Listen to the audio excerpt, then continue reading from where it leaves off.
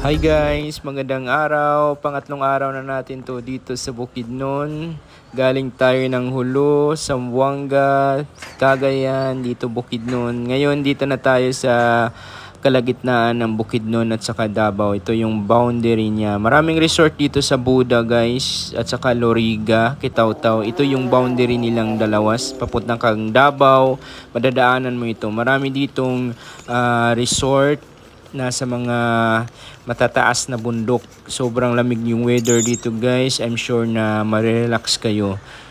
Itong pinasok namin na Hells View Mountain Resort is meron siyang reservation. Bali magre-reserve ka sa kanila, magko-contact ka sa kanila kung ilang araw ka ba mag-stay dito.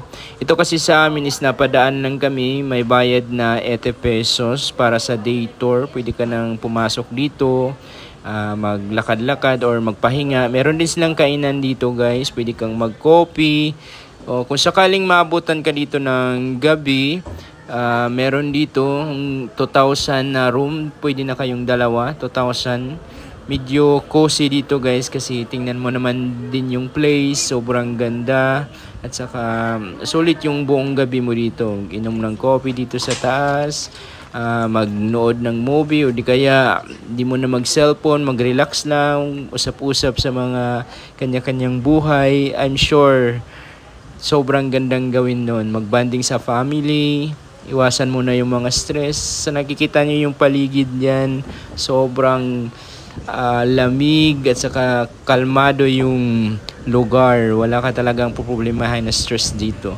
Believe me guys, sobrang lamig dito guys. Sarap mag-coffee every hour. So ayan guys, may pipicturean dyan sa taas. Dyan din, pwede kang umakyat. Dito lang, pag dito ka sa boundary ng Bukidnon, Davao, puro mga paakyat talaga. Exercise dito, kadalasan yung mga daan. Ito yung challenging kung hindi ka na nasanay maglakad-lakad. Siguradong pagpawisan ka dito sa lugar.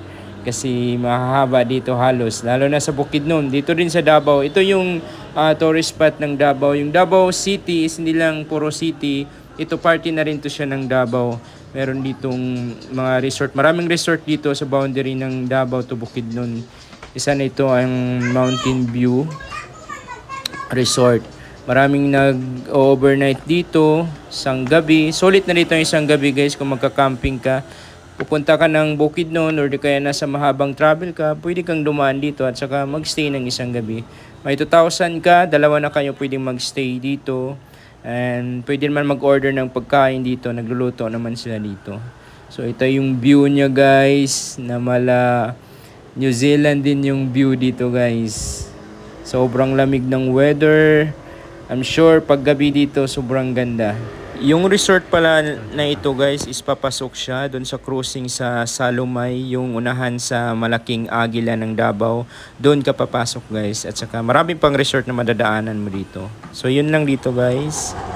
So ayun guys, pagkatapos doon sa Hells View, dumiretso na kami sa Bukidnon, sa Sumilaw. At saka nag-coffee dito kasi maaga pa. Layo pa yung travel namin. So ayan guys, dumaan na rin kami dito sa Sumilaw, dito sa tourism sa Sumilaw. Ito yung landmark ng Sumilaw Tourism. Yung papasok dyan is papuntang ranch, yung New Zealand ng Bukidnon. So ayun na nga guys, di tayo makapasok dyan sa Impasugong Ranch kasi kinulang yung 3 days natin. Kung magala kayo dito sa Bukidnon guys, maglaan kayo ng 1 week para ma-enjoy nyo yung vacation nyo dito. Kasi pag 3 days lang, 2 days, parang kukulangin sa dami ng resort dito sa Bukidnon.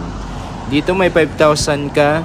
Yung budget namin is 5,000 lang, worth of 10,000 kaming dalawa. For 3 days, may sobra pa kasi gasoline lang yung gasto namin at saka pagkain. Marami namang mamumurahin ng mga pagkain dito sa Bukidnon at saka meron ding mamahalin at saka meron ding mamahalin na pagstayan. Kung mumurahin, marami dito guys.